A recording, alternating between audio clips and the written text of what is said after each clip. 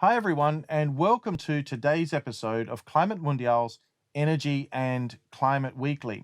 I'm very pleased to be able to present today the interview that I held with Dr. Odin Knudsen, former senior executive at the World Bank Group and also managing director within the Global Commodities Division at jpmorgan Chase. Please enjoy the interview.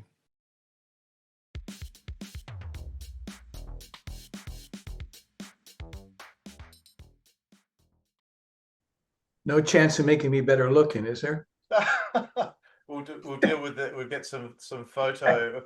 I don't actually think it's possible, by the way. I'm not sure. That's what I wanted to hear. That's what you want to do. Well, Odin, thank you very much, and welcome to the channel. It's a pleasure to have you here, and I'm very grateful for the opportunity to discuss with you a whole range of issues regarding international climate cooperation, energy markets, and so forth. So thank you very much for joining us. It's good to see you. Good to be conversing with you after so many years. Absolutely, absolutely. Well, Odin, as a first question, and this is particularly for members of the audience who don't already know you, is it possible for you to just run through a little bit about your career, because you've held, really important positions in esteemed organizations like the World Bank, also JP Morgan, which is of course where we used to work together. So maybe for the audience, just go through a little bit about your career and your background, please. Well, I mean, education-wise, I'm actually started out as an electrical engineer and collected a bunch of degrees in electrical engineering and engineering science. And then I switched to economics, and I got a PhD from that. That was all from Stanford University. Mm-hmm.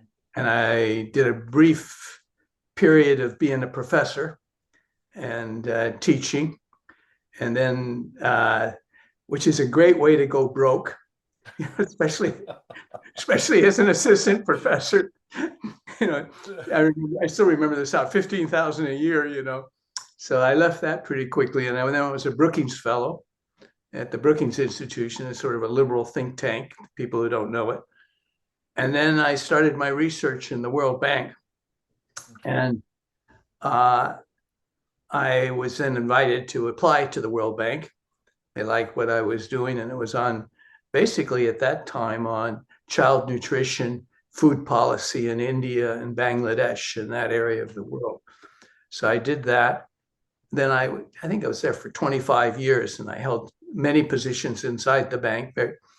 And unfortunately, I kept being promoted into senior and more senior positions. So my job became more and more boring. And I did everything from development projects in India, Pakistan. I worked in Africa. Near the end of my career, I worked in Palestine. I worked with Arafat on the peace process. I lived in Jerusalem and Gaza during that period of time. And then I also, at the very end of my career, I took over the carbon finance business of the bank. And I did some very big projects, probably the biggest project that's ever been done in the world still, the largest transaction that we put out the credits to bid. And then after that, I was co-CEO of a company in London, and I did that for a couple of years. Then I started to start my own company, had an equivalent of two people called Real Options International. I did that, and then that business was interrupted by JP Morgan, who asked me to come up and set up the carbon finance business inside the bank with another guy. And so we started the business inside JP Morgan. It was at a time when JP Morgan believed that every bank had to basically be in the carbon finance business. There was a bill moving through Congress and the Senate, which would have brought the United States into carbon trading. And we were preparing for that. we bought a bunch of companies. We went from 2 people to 300. And then when the bill failed to pass, it had a majority, but it was we couldn't get the 60 votes in the Senate, and so the bill failed. I think if when history writes the story of this the carbon and climate fight, I think that was a historic vote. I think it lost by 4 votes. It passed the House and lost by 4, because if the United States had instituted a carbon trading business at that time, it would have been very dramatic for the rest of the world. And of course, there was the European system that started up at that point in time. So we went from over 30 people down to 2. And then I decided that that was it, that there really wasn't much else to do. I think I was quoted at the time. It says carbon is dead. But then I continued on. I served on the board of the Climate Trust, a nonprofit, for many years. Continued to do what I'd done all my life, was scholarly papers and not so scholarly papers, more for the public. And I continued that research up until about a year ago. And the last piece of research was on the pandemic and things. So I tried to stay kind of in the mix of what was important. I've always followed the climate and the carbon markets along the way, and been to many COPs along the way. Had many receptions along that way and things, which we should talk about at some point. But that's about it. Great. Oh, and then wait, one thing I got to put some point. And then I wrote 3 novels. So anybody who wants to read the novels, go on. There's 2 of them on Amazon. The other 3rd one's with an agent at the moment. So fantastic. That's the last part of my life, is writing novels, which is sort of like doing academic research,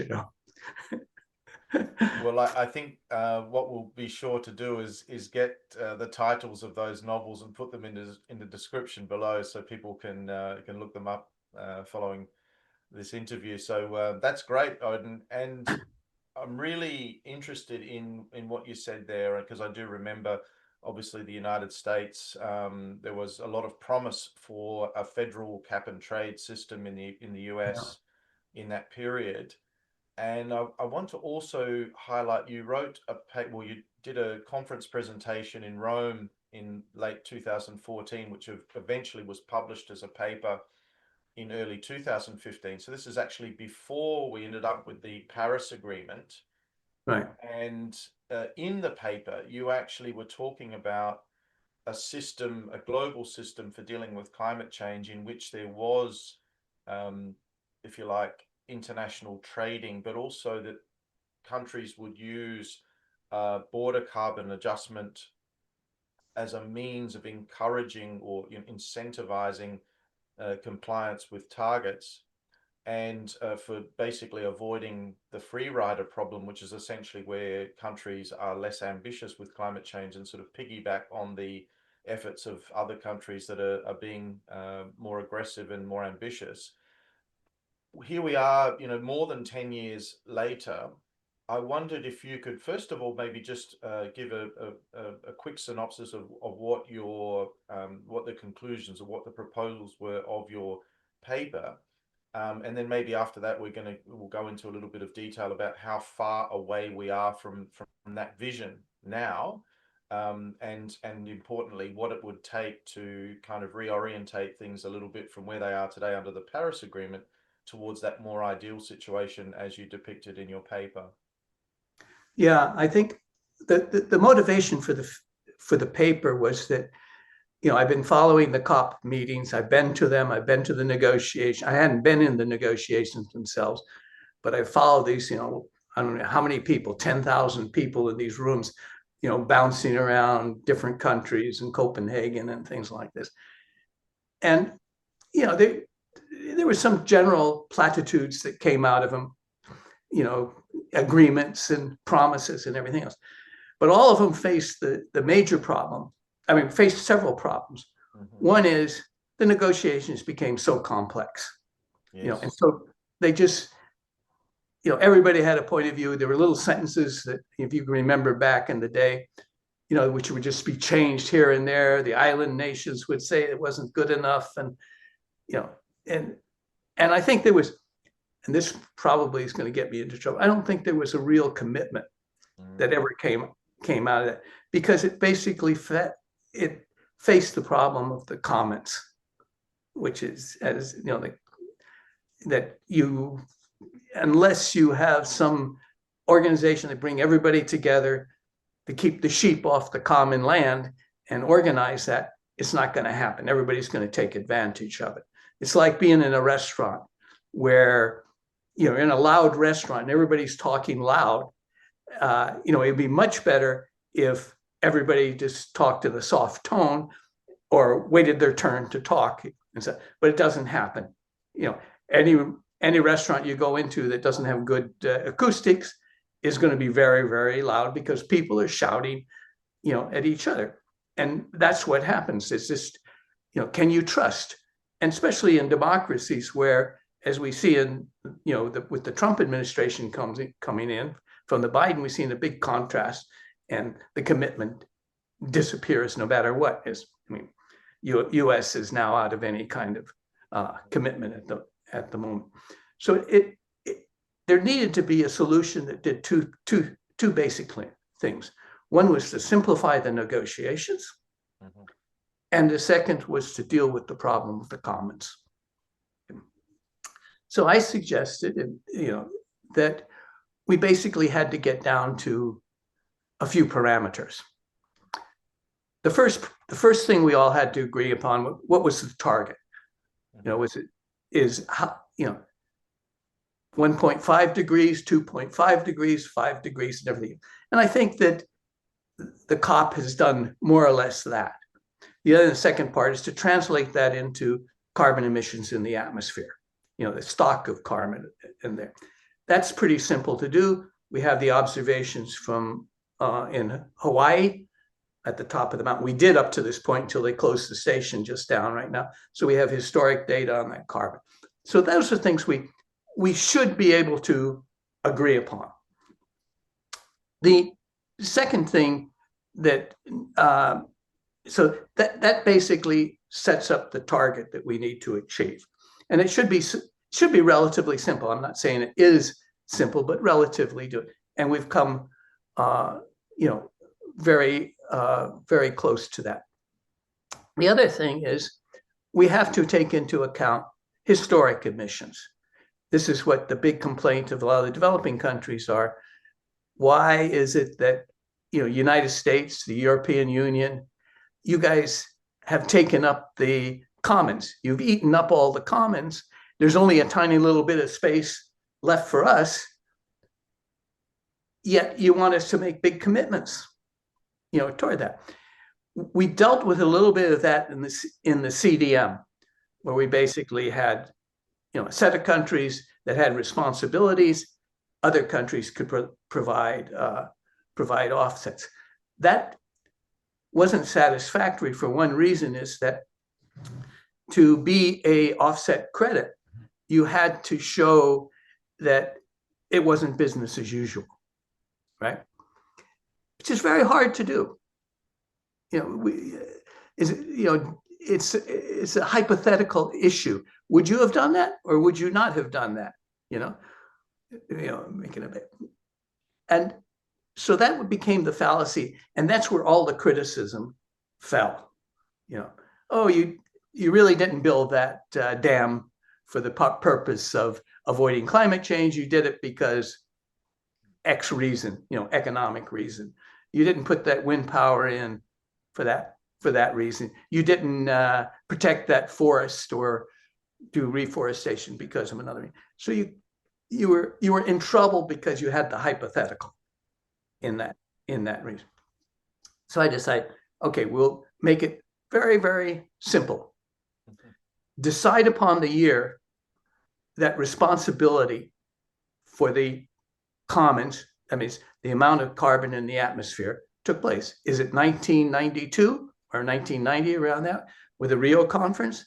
Is that when countries should have known that they should have been starting to manage their carbon emissions? Or is it 1970? Or is it 1980? Or is it 1990? What? It's a negotiating thing. It's one number, 1 year that just has to be decided. The second thing, it's not fair to put that burden on of reducing emissions on everyone. There has to be some recognition of the capacity to pay. But you can't just say the capacity to pay because a country has a GDP of, $1,000, because there's very wealthy people in that country who are having air conditioning and everything else. So it can't be just an average. It has to be something that takes into account the income distribution of that country. Okay. So what you have to do then is set a cutoff. The capacity to pay, is it $7,500? Everybody below that earns less than $7,500 doesn't have a capacity to pay. Everybody it does above it. So it might put a responsibility, a certain level of responsibility, let's say, on India. But it's based upon the capacity to pay. So you just have to agree to that. So now we're down to two parameters. Basically, we're down to a parameter that says, when did your responsibility begin? And the second part is, what is the cutoff income level within a country? Not the average GDP, but within a country that sets it.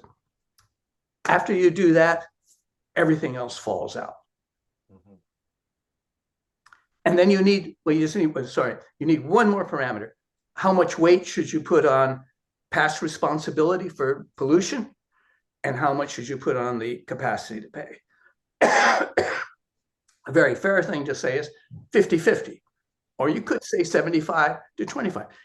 That totally is up to negotiators in a room, banging the table, and et cetera, et cetera. But everything becomes simplified. It's not language in big documents. It's not mealy mouth languages or anything else. Then the next piece of the equation that paper says is, it has to be enforceable. We can't have a voluntary system. How do you voluntarily do that? The simple solution is a carbon tax that comes in on imports to the country. So we start to even stuff. So if a country does not follow its responsibility, then its exports to a country has the carbon price embedded inside of it. The global carbon price, not the carbon price in that country, but the global carbon price. And the negotiations are wrapped up and done. I know I'm simplifying it, but that would be the thing. Unfortunately, for all of us that used to attend and were looking forward to attending COP meetings, it means no NGO parties, no dinners, no receptions, no free flights. It's a bunch of people in a room with a piece of paper and a check mark, right? What's the year? What's the responsibility? What income? What's the Gini coefficient? And it's done. But the final piece of the equation is it has to be monitored. Okay. In the CDM system, we had the UN do it. And I think they did a decent job, but it wasn't trusted. It certainly would not be trusted by the United States, which is an important component to that thing. So it has to be done up. There's no reason why we can't have an independent rating agency like Standard & Poor's, Fitch, or some other one that comes into being that is independent of the political process, but has a responsibility because they rate bonds, they rate other assets, that they have to now rate the carbon asset, and that would, complete the picture. And then it's done. It's done. Now, the real question is, how politically feasible is that? I think it's highly feasible. And I think the evidence has come out from an unlikely source. I would have you guess what that source is, Daniel, but we have a short time here online. It's Trump. Mm. Donald Trump has shown the path, unintentionally, I might admit. And I know it angers the rest of the world, but one country can impose tariffs and get compliance from a lot of other countries. I mean, right now it's in a battle with India. We'll see what happens in India. You know, it's in a battle with China. But the rest of the world, Vietnam, you know, other countries are, even the European Union themselves are submitting. You know, because why? If you're a country and, you know, your exports are going to the United States, 90% of your exports are going to the United States. You know, even though it's to the United States, it might be 2% of imports.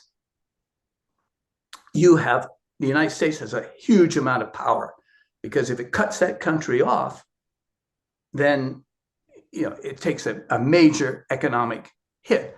So what we're seeing is this kind of rollover effect of tariffs being applied to all these countries, basically at the initiation of Trump.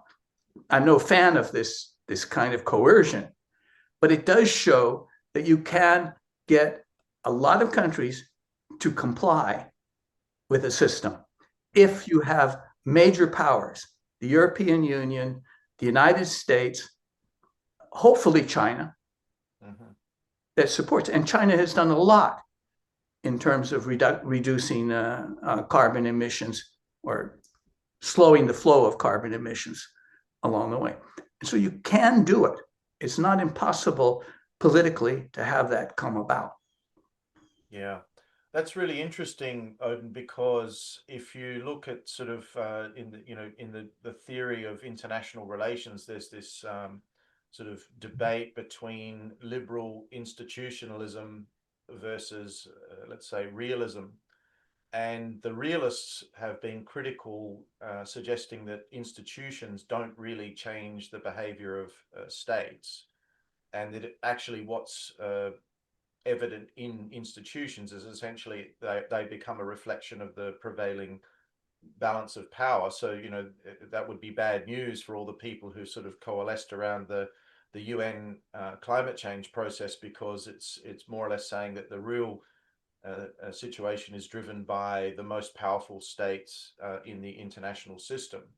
And I guess what you're saying to a certain degree is that even though the Trump tariffs activities is mainly focused on trade and other economic issues, it does give us a good example of how strong states could actually influence the behavior of others, particularly in the area of climate, if you know, those countries were to turn their attention to climate.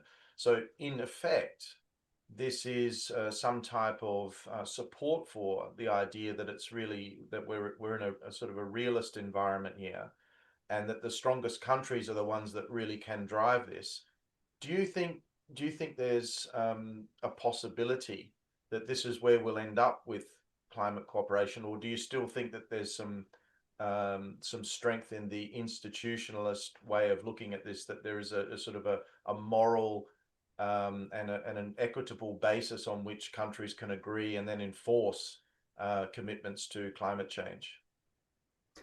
My idealistic self, you know, my naive self would love to see a COP conference come out of that and everybody wrap their arms around it and say, well, here's our commitments and you can hold us to it and we will do it. And we will see you in the next COP and you can see how much we have done and everything. And it's really our fair share, and, you know, high fives and go off into the corners and, whoa, what do you know? We're heading toward, you know, a solution to climate change, and we're going to avoid the catastrophe of a warming planet. That's what my ideal self would love. You know? But this is the real world. Yes. And it's a real politics, and it's real power. I've seen it in the Middle East, in the negotiations in the Middle East. This is power. And Trump, for all his, wield that power. Yes. I don't like it. I don't like tariffs. I don't think it's, I would rather see free trade. I'd rather see it. But it does demonstrate that power does make a difference, economic power.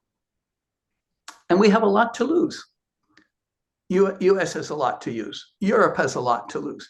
China has a lot to lose. India has a lot to lose. But here we can also, following a similar system, as the paper points out, it's impossible if we take a 1990, for instance, responsibility for the United States and Europe to meet their commitment. We've put too much carbon into the atmosphere. We've taken already too big a hunk of the remaining carbon space, if you want to put it that way. So we don't have that much left. So that means we have to have a carbon trading system. We have to give, we have to pay countries to reduce their carbon emissions. It may be easier, it may be cheaper, somewhat of a CDM system, but we're not going to go in there and say whether that dam was built because it was for carbon reduction. It'll be on the national level. If that national level drops below whatever that target was, you get paid for it at the prevailing carbon price in the market. Yeah. And that works. I mean, that's the idea behind that 2015 paper. There's an interesting paper that's come out of the Energy Department just recently. It's worth reading. And it gives you a sense of, I think, the more rigorous pieces of the Trump administration and how they're viewing climate change. And it basically, I think if you read the introduction to it, it admits that climate change is serious, that it's happening. I don't know if it says it's serious. And then they say, well, what we should really be dealing with is carbon poverty. And there's a point. I mean, electricity poverty, energy poverty. There's a point that is there. But this would, in a sense, do that because it would be good financial flows going to developing countries, and largely those would be poor countries that have the opportunity to make great strides in reduction of emissions, whether through protecting forests or otherwise. Yeah. And what about if we, sort of look at the situation, we have the Trump administration who, on appearances at least, and in some ways in substance, has seemed to be rolling back on a lot of climate-related commitments. Having said that, evidence from not just the first Trump administration, where there was also some type of withdrawal from the Paris Agreement and various rolling back initiatives during that period from 2017 to 2021, the overall trajectory of US emissions has been essentially coming down ever since around 2005, 2006. And of course, in principle, this Trump administration will only be a one-term administration. So there's obviously the outlook then for what comes in 3.5 years' time as well. I'd like to ask you two questions here about the US. First question is whether the Trump administration really does make a difference to, let's say, dealing with climate change internally and reducing emissions internally within the United States. And the second part of that question is, how important and relevant do you think the United States is to overall global efforts to deal with climate change? Can the world afford to move forward without the United States participating, or is it will it still be possible for countries to make progress, notwithstanding the Trump administration for the next 3.5 years? Well, I think individual countries can make progress. I mean, I think Europe has. You look at Norway, things like it. But what's interesting about the United States, several things are interesting. One, you're right, it's come down. Why has it come down? That's good. Because technologies have become profitable. You go through Texas. Texas is not a blue state. I mean, a democratic state. It's not. You're not going to see liberals, lining up the roads and it's a red state. Not barely. It's getting redder, but redder or bluer is hard to. It's a big wind state. Why? It's profitable. It's a cheap way, of energy. When I started to do work on the California market, and I built a model that was projecting what the carbon price in California would be like. And this is a hard admission for me. I mean, admission. It got it wrong. Why? What happened to the carbon price in California was it stuck at the floor. It basically got to be a tax. Why? The adoption of solar was huge, much more than I ever thought. Part of it was economic incentive. There were subsidies there, but solar was huge there. And that was even with the shutting down of a nuclear power plant. I said, what's happening? And all the cars there. Now we're going for electrical cars and stuff. But there was an incredible change that just came about from that. So a lot of it is going to be technology that drops through, that becomes itself profitable, in the short and the long term. And there are others along the way. I think the environmental movement, this is going to get me in so much trouble, okay, is made, their opposition to nuclear, I think is a very, from the climate point of view, is a very costly one. We can yell and scream about coal and everything else, but what's going to supply the base load? Batteries. Batteries, it's expensive. It has also some other costs associated to it. But nuclear would do it, an amazing thing. So if climate change is on the top of our, existential survival, then nuclear should be part of that equation. And those technologies will make a difference and bring it down and make it easier to come to a climate agreement among various countries, because it won't be something where we need a price of $100 per ton to get through it, especially if we then start to employ in developing countries and much more cheaper options to reduce carbon emissions, and we pay them for it. Yeah. That's interesting. I think the United States will continue to make progress. The real issue for the United States and other big emitters is how fast. China, how fast? China has done a lot along the way, and will do more. Why? Because it's a threat. Climate change is a threat to its political stability, economic and political stability. Yeah, well, that's a really interesting point, Odin. So basically, if we looked at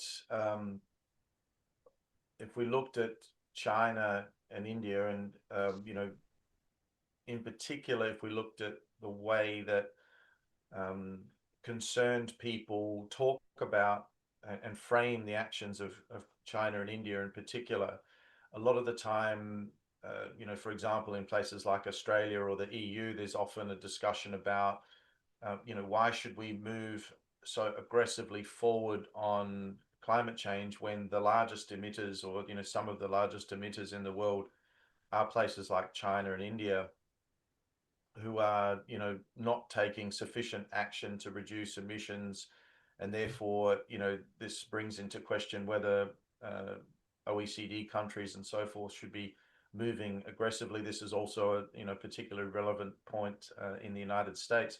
How do you respond? I mean, you know China and India very well. You've spent a lot of time working in those countries, doing projects, all sorts of things, looking at the policies. What do you think the real situation is in those countries, perhaps one by one? Do you think there is a really important focus on decarbonisation or climate change related progress? Or do you subscribe to this more sort of, let's say, cynical view that in reality, development is the top priority, and and climate change is a sort of a nice add-on, but not really a core component to the development strategies of those two countries in particular? Well, I mean, let's start with the most difficult one of them all, which is India. India has a terrible problem right now, and it's just that they have a lot of dirty energy, okay, and it's the power plants. It's very hard to cool. You have lakes that are becoming hotter and hotter and things like that. But it also has a lot of poor people. And if you talk to an Indian, about why don't you want to do more, they say, we have not claimed the carbon space in the atmosphere yet. Why are you rich countries trying to tell us that we should do all these things when you have polluted the carbon thing, and it's going to take another 60 to 100 years for that space to be created? So what the hell are you cynical people? That's why I like to go back to that 1990s. Okay, yes. 1990 Rio conference, clear, right? Should have been clear. So India has a point to be made, but they still are adopting, what you call carbon. Why? Because it's economic, and it balances the thing. So it's India, these countries, you have to. I mean, the system I proposed there, what they call it the blueprint, takes into account that the space that's left in the atmosphere for carbon. India needs to be paid. So there has to be amazing it's not huge, it's just in the hundreds of billions of dollars. It's not a huge amount of money compared to what's spent in the world and things like that, to make that change possible in that country. Okay. To say, hey, we're going to pay you because of our previous sins, we're going to pay a penalty so you can do good things, but you have to do good things. You have to do more wind. You have to do perhaps nuclear, perhaps, more efficient X and things like this. That's how it'll do. China, China has the same argument. But it also needs cheap energy.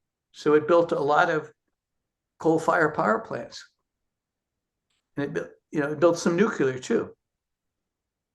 And it needs to be helped, make that. I think China will come along, especially if it's, if it wants to if we follow kind of this tariff type of international price, we can do that. That's other countries we don't even need in the equation. Yeah. If you look at the emissions, I go Ecuador. Should I go beat up Ecuador because their emissions are increasing? No. Should I offer to them? We'll buy their carbon reductions. Yeah. Yeah. We'll create a nice base for your future. You're not going to be facing what we are. You're not going to build a bunch of carbon, coal-fired power plants. Yeah, come on. If that, it's poverty. We can go click on a light bulb and put our air conditioning on and drive our emitting cars and everything else, and keep running our ancient 40-year-old coal-fired power plants, but you can't have one, even if it's efficient, and you're cooking over cook stoves. They're smoking up your house and killing your lungs. Is that fair? It's not fair. Yeah.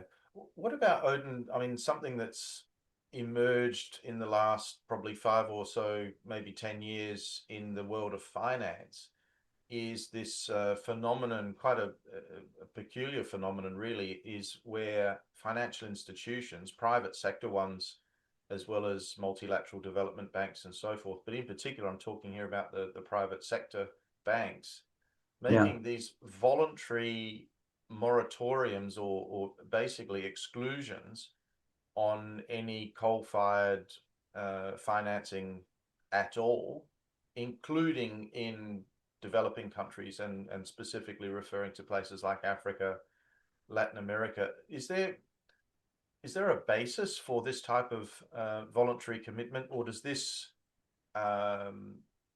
reflect a sort of a misunderstanding, if you like, of the development needs of some of these these countries where there is poverty? Is that a reasonable thing for financial institutions to do in the current context?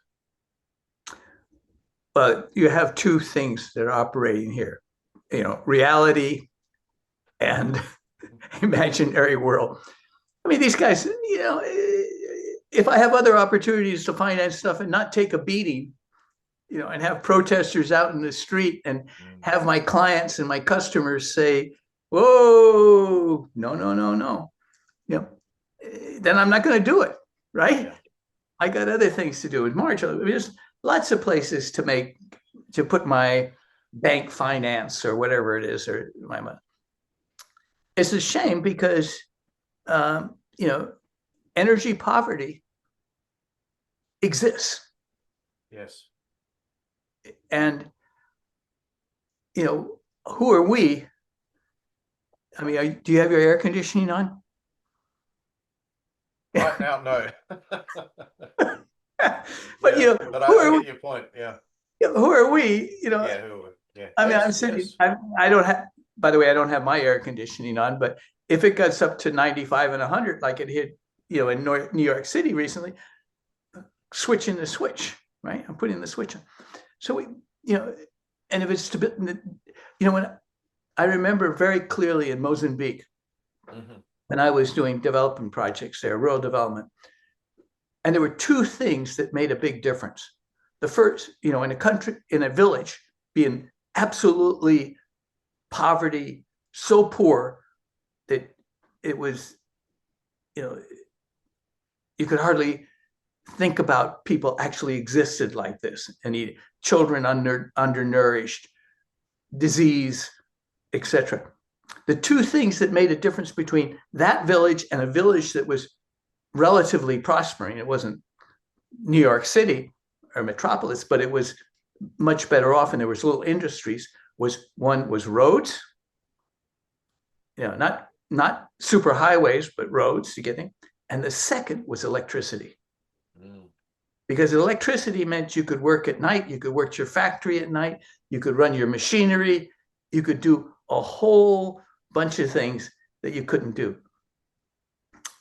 So, those are two components of essentially of development of growth, and energy is one of them. So should we deny them? Should we make them have little solar lamps that they charge up during the day and their children study as long as the lights stay on, or should we, give them electricity so they can have factories and manufacturing that works? So we have to be careful of, our environmental arrogance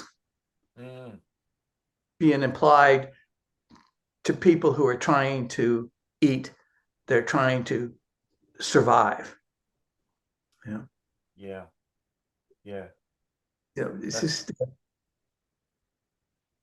It's just not fair. And we can't go hide under the climate thing and say, well, Madagascar person out in the thing there, I'm sorry, you can't have energy, you can't develop, you can't have your children, prosper because we polluted the atmosphere since the Industrial Revolution, and we're living quite nicely. But you guys, no.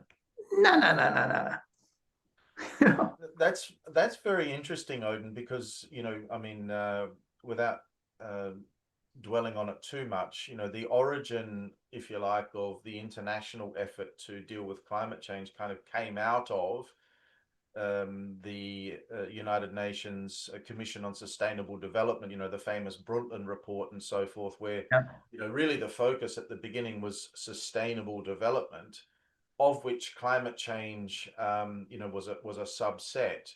I guess what we're saying, and, based on what you've observed, we've allowed somehow or other climate change has become the focus. And as a result, sometimes we turn our backs on the real development challenges, which is easy to do for people who, are located in developed countries who, maybe don't travel so much to developing countries and don't see firsthand the real development challenges that exist, some of which you just literally pointed out.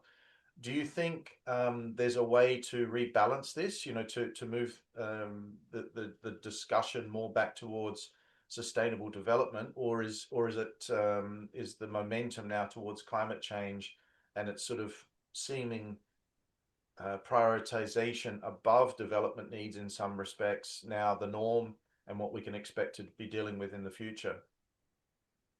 Well, I think that developing countries, industrial countries, have put an additional burden on what we call sustainable development, which is, it's hard to define it. We've defined it in some, if you look back at some of my old papers, we tried to define it.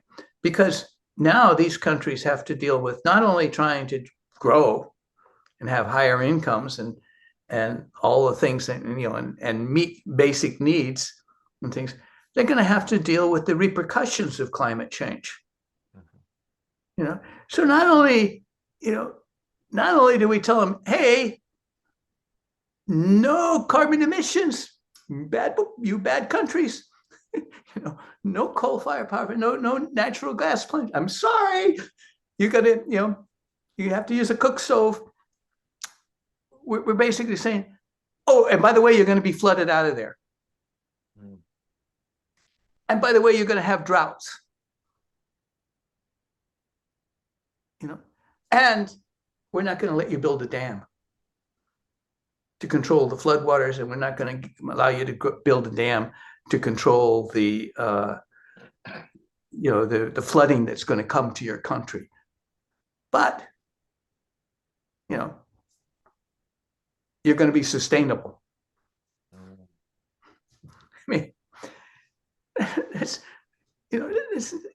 we have to have, what we should do is we shouldn't call it sustainable development. We should call it fair development. Something that's fair, that allows countries and allows people to develop and have the opportunity that we have. And we should suffer. I mean, politically we won't. But politically we'll never allow it. Australia is never going to shut down all its coal-fired power plant and stop exporting coal, is it? Yeah. But we'll punish the damn countries that buy our coal and use our coal, right? We don't want to punish the drug dealer, but we're going to punish the user, right? That's what we say. So it's not. So I think we have to really rethink. I think we have to rethink development. I think we have to get away from catchphrases like sustainable development. I mean, who can define it? If I looked at in a specific country, and we need to think about growth. We need to think about fair income. We need to think about income distribution. We need to think about education. We need to think about healthcare. You know, not big giant hospitals, but health workers in villages, in places. I mean, you've traveled the world. You've seen. I mean, I've seen. In my early days, I worked in India and Bangladesh when there was famine, and I saw children dying of malnutrition, and it embedded me so much. I saw it in Chile, of all places, during Pinochet's time. And what we're seeing in Gaza too right now is there is nothing as terrible as to see a child dying, and dying unnecessarily from food or disease or whatever. Yeah. As they say, the bonfire of the vanities is here. Yeah. Odin, given the time limitations, I think we've got time for one more question. So I want to put you on the spot a little bit here and ask you, I mean, at the beginning, we talked a little bit about the United Nations climate change negotiations and the process and so forth. And let's just imagine for a moment that you have been appointed, the top advisor to the COP presidency and to the UN, and you were asked the question, what do we need to do to make this process effective and efficient? What would be your advice to world leaders and to the UN and to the COP president about how to turn that whole process around, make it efficient, and to engineer outcomes that that the world needs, as opposed to allowing it to literally snowball into this event that now attracts 45,000-50,000 people per meeting and doesn't really yield anything substantial in terms of decisions or new rules or regulations. What would your advice be in that context, Odin? Well, first of all, you have to know that I would not be a popular person coming out of that meeting. Yeah, I basically have to get on the next, I'd have to get on the next flight from that COP meeting. But I would say, hey, let's start. What year should we, as I put in the paper, what year should we be the responsibility? Yeah. When should we have known better? Yes. I think that's the first thing. Was it 1990? 2000? Now? When is our responsibility begin? Okay. The second, what I would say is, do you accept that it's not everybody's responsibility, but there's an element of that on the willingness to pay. Yeah. The willingness, the ability to pay. Ability to pay, yeah. We don't want to just think there are countries that can pay more. There are people that can pay more. Do you accept that? Then we all have to do is allow all the statisticians to tell us what the Gini coefficient of these different countries are. We have the estimate already of what their GDP per capita is. We have that. We got two of the parameters. Let's sit down and negotiate in this room the next thing. How much weight should we give to each? Half and half? What's more important, the ability to pay, the date of responsibility? And we fight it out. No answer. It's either 0.5, 0.6, 0.4, 0.3, whatever that weight is. Done. Mm-hmm. Now, we have a few scientists over here who would like to tell us what their, the sixth or seventh model on the projections of the business as usual tell us how much carbon. I don't care what I know you guys know what the relationship is between the amount of carbon in the atmosphere and the future raising of temperature of the climate. I don't want to know that.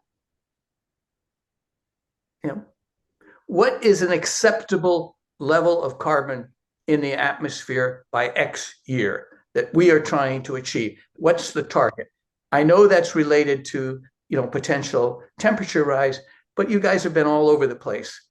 You can argue, how the model works and everything else. So I just want that, because you know why? I can measure that in Hawaii on the top of a mountain. I know what that number is. Mm-hmm.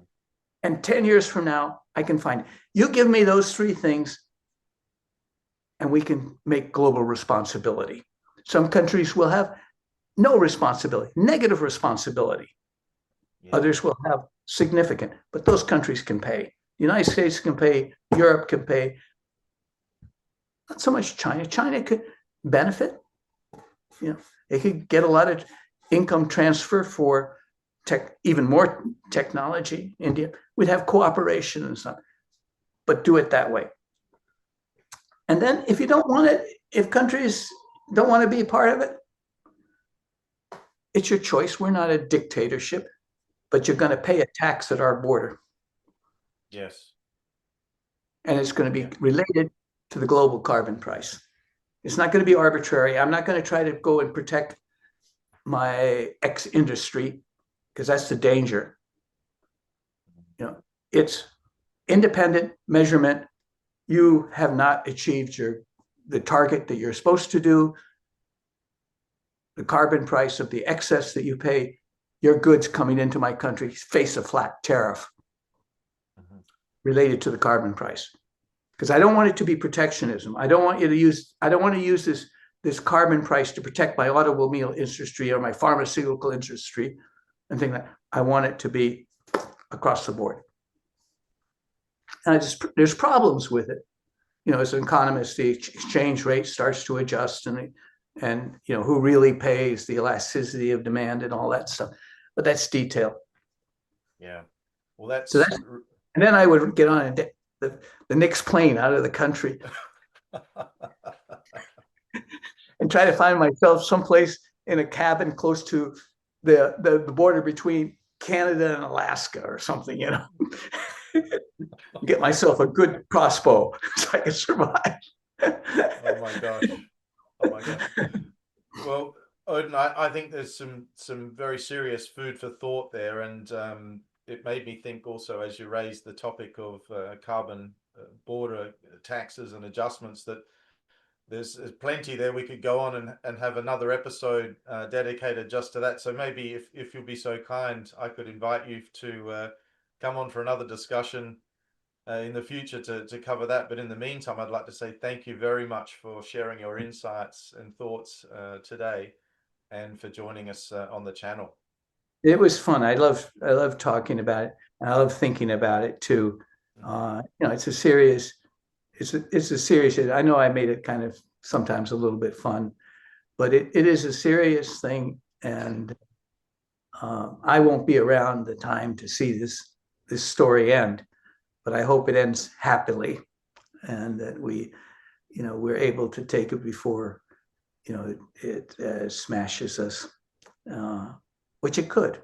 Well, when is the question, not if.